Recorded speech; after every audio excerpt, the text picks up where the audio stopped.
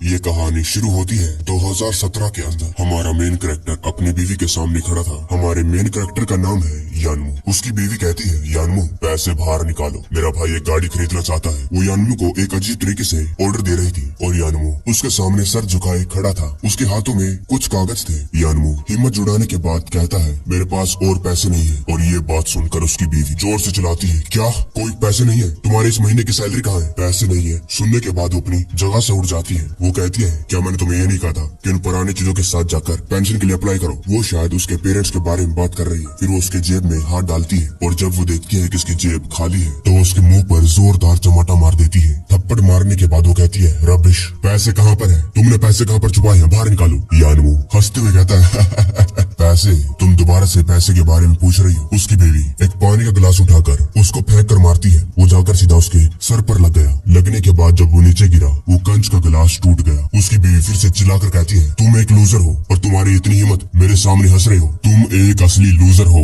यानमू कहता है, मैं कचरा हूँ, मेरे पास पैसे नहीं है। तुम्हारे पेरेंट्स ने कार खरीद ली, तुम्हारे भाई की शादी के लिए एक बंगला, वो पैसे मेरे नहीं है। चाहे मेरी मंथली इनकम 100 मिलियन से ज्यादा है, लेकिन तब भी तुम्हारी फैमिली के लिए वो चूसने के लिए काफी नहीं है। यानमू की बीवी कहती है, तुम एक महीने के अंदर 100 मिलियन वॉन कैसे कमा सकते हो? और क्या फैंग फैमिली तुम्हारी फैमिली नहीं है? यानमू तुम इतने ज्यादा कोल्ड हार्टेड कैसे हो सकते हो कि तुम्हें अपनी फैमिली की फिक्र नहीं है? यानमू कहता है, फैमिली बाहर में जाए तेरी फैमिली, अब इस फैमिली का बहुत हो गया। यानमू की बीवी कहती है, हाँ हाँ बहुत हो गया, तो जाओ ना मर जाओ, एक बार क्यों 100 बार मर जाओ। यानमू चिल्लाकर कहता है, बढ़िया, तुझे क्या लगता है कि मैं ये कर नहीं सकता? मेरे अंदर इतनी हिम्मत नहीं है, मुझे डर नहीं लगता। यानमू की बीवी कहती है, सच्ची में मरना चाहती हो? यानमू अगर तुम्हें मरना ही है तो थोड़ा और इंतजार कर लो ताकि हम तुम्हारे लिए एक एक्सीडेंट इंश्योरेंस खरीद सके। कम से कम मरने से पहले कोई ये तो ना कहे तुम बिल्कुल बेकार थे, अपनी थोड़ी वैल्यू बढ़ाकर जाओ। यानमू कहता है, बढ़िया, बहुत बढ़िया फेंग शुई, तुम बहुत हिम्मत वाली हो। और यानमू पीछे घूमकर खिड़की की तरफ भागने लगा। उसकी बीवी कहती है, तुम? यानमू उस खिड़की से कूद गया। वो अपने मन में कहता है, क्या सच्ची में ये मेरी जिंदगी है? उसके बाद हमें कुछ दिखता नहीं है। यानमू की आंखें बिल्कुल ब्लैंक हो गई और अब सीन कट होता है 2009 1 जुलाई, जिसके अंदर यानमू अपनी बीवी के पेरेंट्स के सामने घुटनों पर बैठा हुआ था। यानमू की सास कहती है, यानमू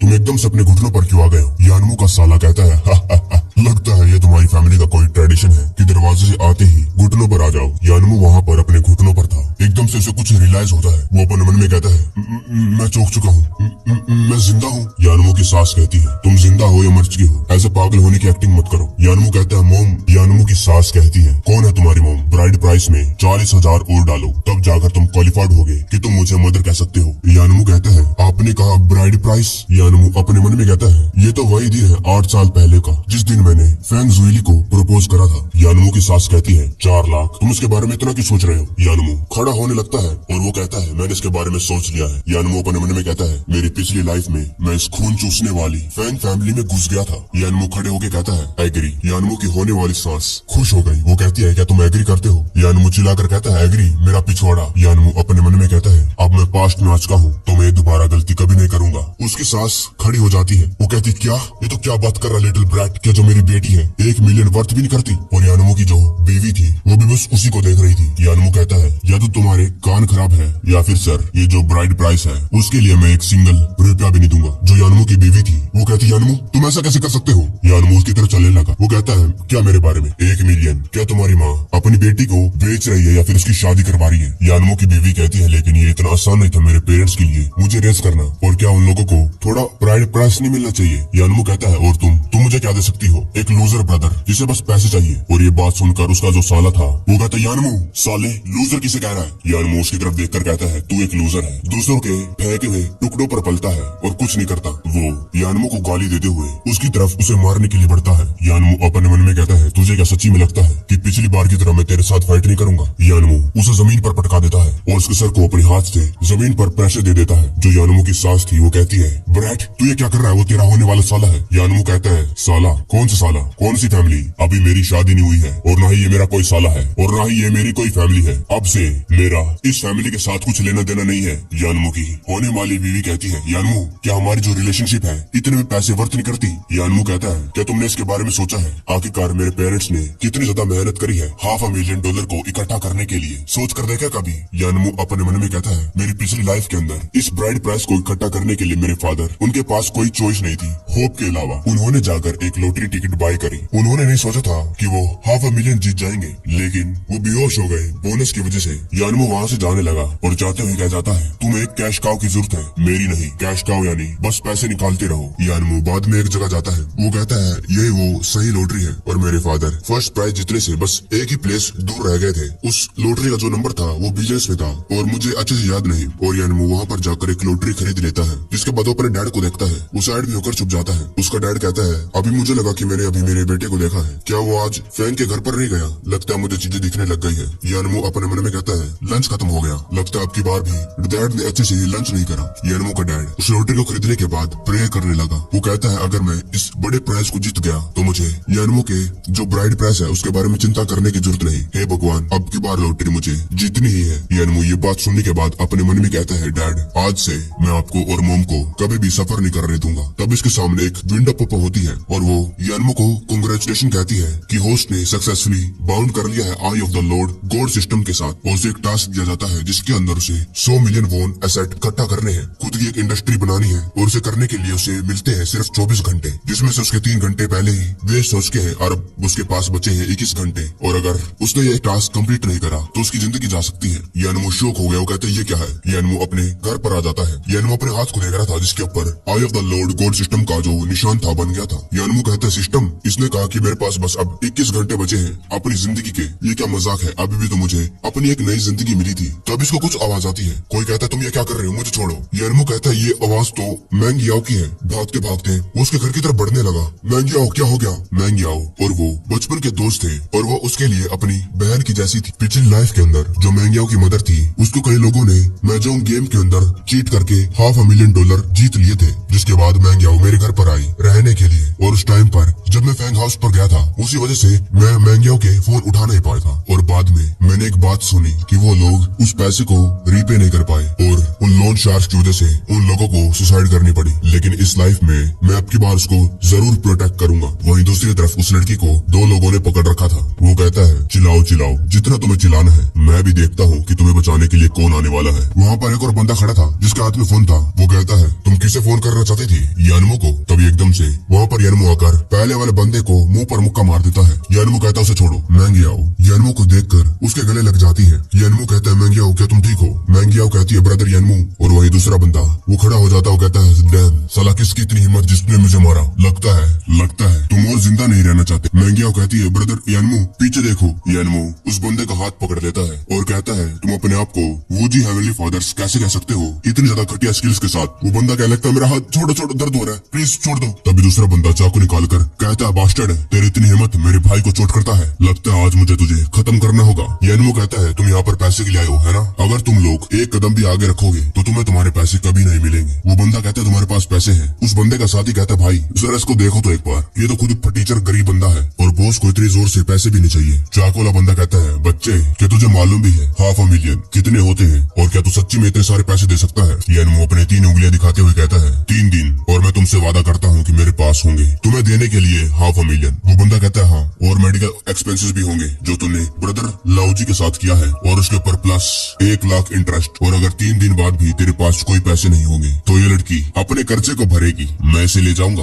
यानमो कहता है, 3 दिनों के अंदर मैं पैसे लाऊंगा, लेकिन तुम लोगों को अपने घुटनों पर आकर इससे माफी मांगनी होगी। वो बंदा कहता है, वेल, हमारा जो बॉस है रियल एस्टेट का बॉस है और उसके अंदर उसका दबदबा चलता है और अगर तू पैसे को नहीं ले आ पाया तो वो खुद अपने हाथों से तेरी दोनों टांगों को तोड़कर नाले में फेंक देगा। सिस्टम उसे बताता है कि तुम्हारा जो मिशन है फिडिटी रियल एस्टेट, 20 घंटे बचे हैं और सिस्टम होस्ट को एडवाइस देता है कि वो अपने मिशन को जल्दी से जल्दी कंप्लीट करे। और एक और बात, जितना ज्यादा टाइम कम रह जाएगा उतने ही जो यानमो की बॉडी है उसके अंदर अलग अलग सिम्टम आने लग जाएंगे। यानमो सोचता है, और मेरी लाइफ सर्वाइवल पॉइंट से डिटरमाइन है, ये तो कुछ ज्यादा ही मिस्टीरियस है। मैंग याओ कहती है, ब्रदर यानमो, ये सब कुछ हमारी गलती है। वो लोग तो मुझे कहीं भी कभी भी ढूंढ सकते थे जहाँ पर भी मैं जाऊँ, और मैंने तुम्हें भी अपने साथ नीचे घसीट लिया है। यानमो कहता है, मैंग याओ पैसों के बारे में चिंता मत करो, वो कोई प्रॉब्लम नहीं है। 3 दिनों के अंदर मैं उनसे उनके घुटनों पर आकर तुमसे माफी मंगवाऊंगा, तुम्हें ज्यादा सोचने की जरूरत नहीं। घर जाओ। एकदम से उसे कुछ होने लगता है। वो अपने मन में कहता है ये एकदम से चक्कर से क्यों आ रहे हैं। मैंगियाओ कहती है ब्रदर यानमू क्या हो गया, और यानमू उस मैंगियाओ के ऊपर गिर जाता है। मैंगियाओ कहती है यानमू क्या बीमार है। यानमू कहता है मैंगियाओ मैं ये करना नहीं चाहता था, मैंने आज दोपहर खाना नहीं खाया इसलिए थोड़ा सा चक्कर आ गया।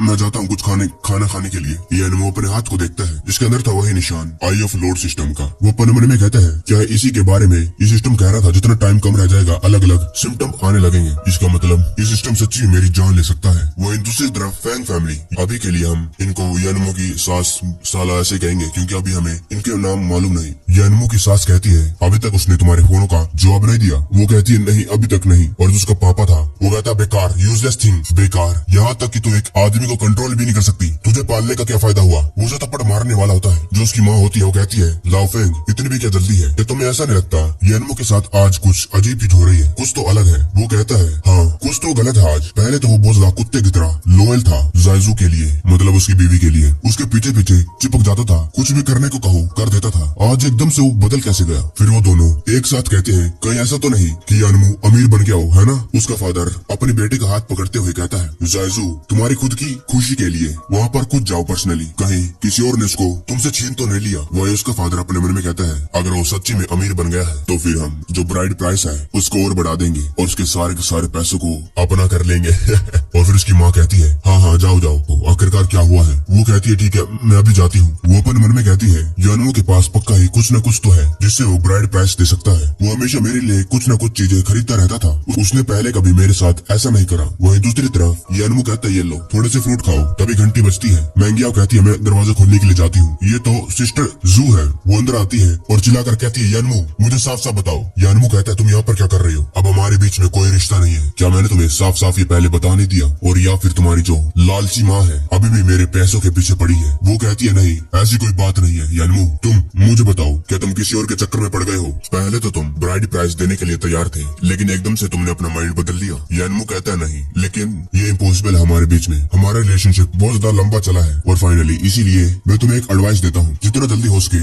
उतना जल्दी उस घर को छोड़ दो, शायद तुम फिर थोड़ा सा फ्रीली जी सकती हो। वो पीछे मुड़कर यानमू को कहती है तुम सन ऑफ अ बिच, मैं मेक श्योर करूंगी कि तुम इस मौके को बार बार याद करके पछताओगे। मैंगियाओ कहती है ब्रदर यानमू आप और जो सिस्टर जायू है। मैंगियाओ अपने मन में कहती है यानमू और यूजू पहले तो एक दूसरे से बहुत ज्यादा प्यार करते थे, आखिरकार एकदम से ये कैसे हो गया। यानमू कहता है कुछ नहीं, मैं एक ट्रिप के लिए जा रहा हूँ और शायद आज रात वापस ना आऊं, तुम आज रात यहीं पर रह सकती हो। यानमू अपने मन में कहता है आखिरकार मैं इस स्टूपिड सी रिलेशनशिप के बारे में क्यों सोच रहा हूँ, भूल जाओ, फॉरगेट इट। बाहर जाकर बिजनेस अपॉर्चुनिटीज के बारे में देखते हैं आज कौन सी अवेलेबल है। जियान चैंग वहाँ पर बहुत सारी भीड़ थी, उनमें से एक रिपोर्टर कहता है आप विनर हैं डबल बॉल लॉटरी की, है ना। यानमू अपने मन में कहता है डैड यहाँ पर प्राइज को कैश करवाने के लिए आए हैं। यानमू का डैड कहता है मैं तो बस अपने बेटे के लिए घर खरीदना चाहता हूँ और उसकी शादी करवाना चाहता हूँ। यानमू एक अखबार को अपने मुंह पर लाकर वहाँ से जाने लगा ताकि जो न्यूज रिपोर्टर वाले हैं उसे तंग न करें। फिर एक खंबे के नीचे जाकर खड़ा हो जाता है। वो कहता है सिस्टम चाहता है कि मैं फिडेलिटी प्रॉपर्टीज को खरीदूं और जो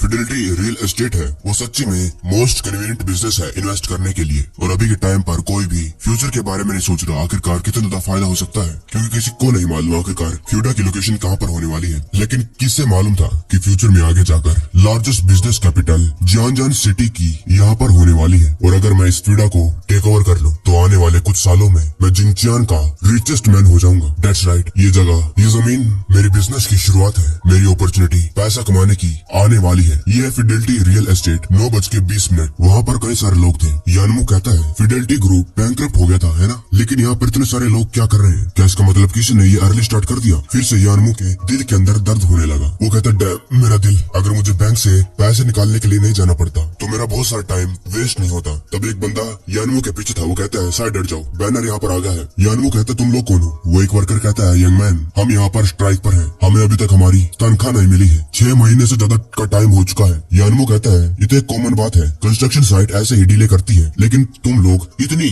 छोटी सी बात पर इतना ज्यादा बड़ा हंगामा क्यों कर रहे हो। तभी एक बंदा कहता है हमने सुना है जो हमारा बिग बॉस है वो सारे के सारे पैसे लेकर भाग गया, और जो सेकंड बॉस कोंगरू है वो पहले ही बहुत सारे पैसे गवा चुका है और बहुत सारे कर्जे में है, और कोई भी रास्ता नहीं है कि वो लोग हमारे तनख्वाह को हमारे पैसों को ऐसे दे सकते हैं। हर कोई अपने पैसे लेने के लिए आया है। यानमू कहता है क्या बिग बॉस पैसे लेकर भाग गया, क्या ये न्यूज सच्ची भी है। वो बंदा कहता है ये खबर कंपनी के अंदर से ही आई है, वो कोंगरू आ जाएगा और हम उसका रास्ता रोकने के लिए यहाँ पर खड़े हैं। यानमू कहता है थैंक यू अंकल। यानमू अपने मन में कहता है क्या बात है, अभी भी एक मौका है दोबारा से जिंदा रहने का, मैं इतनी जल्दी मर मरना नहीं चाहता, मैं जिंदा रहना चाहता हूँ। वहाँ पर लोग चिल्ला रहे थे, कांग्रेस हमारे पैसे वापस करो, अगर तुम आज पैसे वापस नहीं करोगे तो हम तुम्हें जाने नहीं देंगे। क्या तुम इंसान भी हो? ऐसे वर्करों का पैसा खाते हो? अंदर दो जने बैठे थे, एक टकला और एक था चश्मे वाला। ये चश्मे वाला जिसकी गर्दन पर सोने की चैन थी, वो और कोई नहीं बल्कि इस फ्यूडा यानी इस कंस्ट्रक्शन कंपनी का मालिक है, जिसका नाम है कोंग्रियो, और ये 40 साल का है। और उसके साइड में है गंजा लीबाओ, वो है कोंग्रियो का बॉडीगार्ड। लीबाओ बॉडीगार्ड कहता है, मिस्टर कोंग, क्यों ना मैं अपने लोगों को बुलाकर ये सारे के सारे टमाटरों को यहाँ से